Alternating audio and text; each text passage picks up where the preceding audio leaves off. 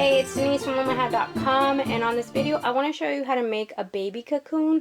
And this is not a prop, this is a type of a baby blanket. It is a kind of like a swaddling type of blanket in that it fits the baby nice and snug. There is a pattern on the website for the cocoon in 2 sizes, as well as the matching hat. Now on this video, for the purpose of being able to see what I'm doing better, and because I wanted to do a preemie version, I'll be knitting on this green 36 peg loom. However, for the average baby, it is best to use this 41 peg loom. So it's the extra large gauge loom that's going to work for this project. All right, let's get started. Although I'm using a large gauge loom, which means there's a big space between one peg and the other, this is 1 inch, I'm still going to knit with only 1 strand of yarn. Okay, so let's cast on. We're going to do the usual slip knot. Put your slip knot on your anchor peg. If you don't have one, you can use the first one, but try to avoid that. It's best to put it on the anchor peg in this case, okay? And we're going to wrap every peg.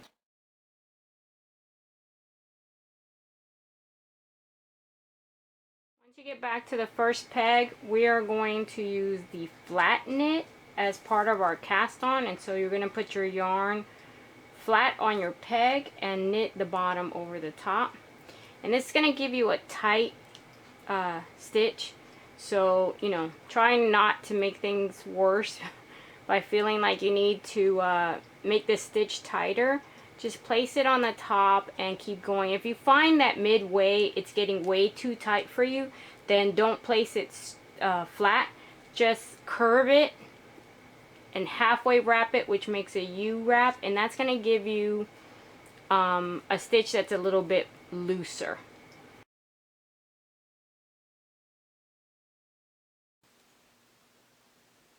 We're back at the front. Well, one more. And now we're going to start knitting, and we're going to do rows 1 through 12, and we're going to be using a U-wrap knit stitch for rows 1 through 12.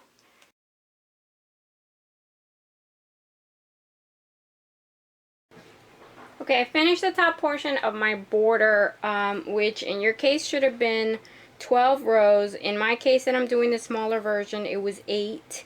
And I'm going to move on now to the second part of the top portion of the cocoon. And for this part, the pattern is a double rib stitch, which is 2 knits and 2 purls, 2 knits and 2 purls. So we're going to continue to use the U-wrap knit stitch, where we half wrap our peg and knit over. We do 2 of those. And then the next 2 pegs are going to be purl stitches. So you're going to take your hook and dig it into that existing loop, right, that's on your peg. Put the working yarn under, scoop it up to make a new loop. And of course I'm having trouble because you're looking at me. Make a new loop. This is the old one. You're going to take it off and put that new loop that you just made on the peg, and pull your working yarn to tighten it so that it'll stay on your loop, on your peg, I'm sorry. All right, another purl. Take your hook, put it in. I don't know why I'm having a hard time. Scoop up the working yarn, create a new peg, create a new loop, take the old loop off, put the new loop on. And that's your pattern that you're going to keep doing for 12 rows if you're doing a large version on the 41 peg, and 8 times if you're doing, like I am, this small preemie version, okay?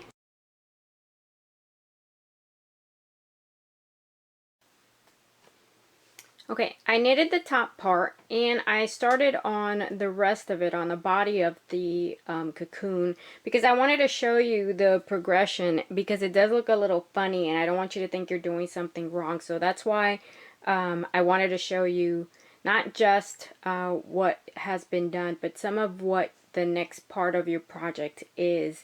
So for this part, you're only going to use a U-wrap knit stitch, and this stitch looks a little different while it's still on the loom until you take it off and you stretch it. So it is a little compressed, and your work looks shorter than it really is until you take it off and stretch it out. So don't freak out when you see this. So remember, you have another 80 more rows of the U-wrap knit stitch. I have another 53, and if you guys want to do something in the middle, then you could do 70 rows or so.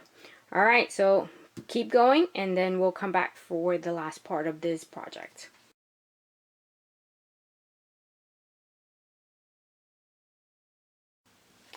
I've done the last of my U-wrap knit stitch, so I finished the 53 rows, and now I'm on the last 3 rows, and so are you.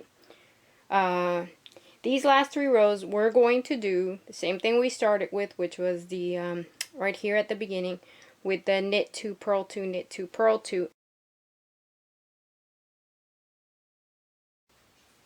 So I'm done with the last 3 rows, and I'm ready to close up the project. I'm going to take my working yarn and go completely around the loom, just a little bit beyond that first peg, like maybe to the second one, not much more.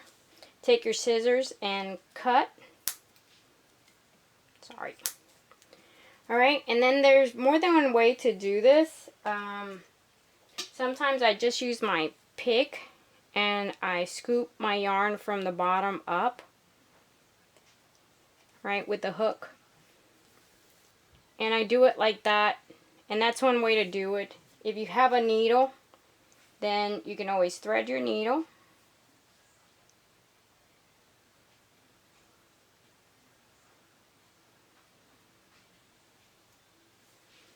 Alright, and then just with the needle, come from the bottom up like this.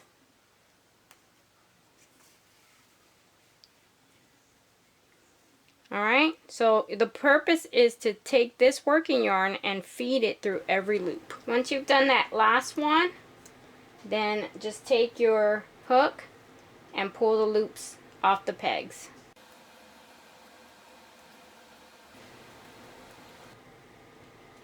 Okay, now your work is free from your loom. And take your string and pull your work together, and go ahead and turn it inside out. Put your string on the inside.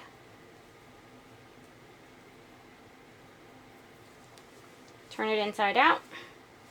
And we're going to close this up right here. Okay? So you're going to pull, pull, pull. With your string, pull, close your little hole up. And make yourself a knot. Go ahead and cut your string.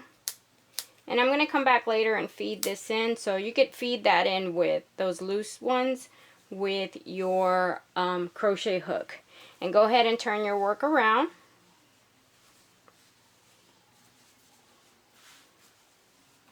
And now pull on your stitches. And you see how the work starts to come together, right? You can see the pattern here.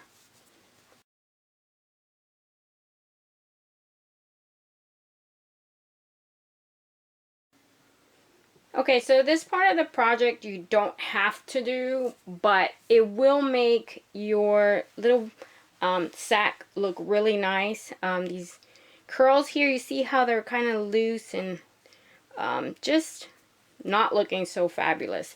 So we do want a curl, but we don't want it to look sloppy like this.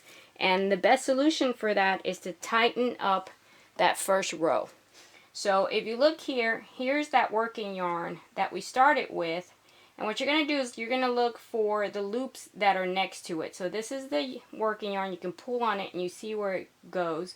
So what you want to do is find not this one, but the one next to it, which would be this one. And you're going to pull it. But try to make sure that you don't pull it so much that you take away the curl, because you want some of it. So you just want to pull it just a little bit. Alright? When you pull on it, it's going to show you where the next part of it is. In this one, it's right here. So you're going to pull a little from the back and a little from the front. And a little from the back and a little from the front. And we're going to keep doing that. And like I said, trying to be very careful that you don't get rid of the curl. Because the tighter this is, the less curl it has. That's the point of this curling. It curls because these loops are really loose. So we're going to tighten them up a little so that it looks nicer, but not so much that we lose the curve. Okay, so you should be at the last of it. And this is why I tell you not to put that first stitch, not to put it on your peg, because this would almost be impossible. Now here's my working yarn. All I'm going to do is pull that last bit out, right? And there you see all of the string that I pulled, all of the loose string. And now you could see that the edge, this little border, looks way better, right? It's still curled, but it looks neat.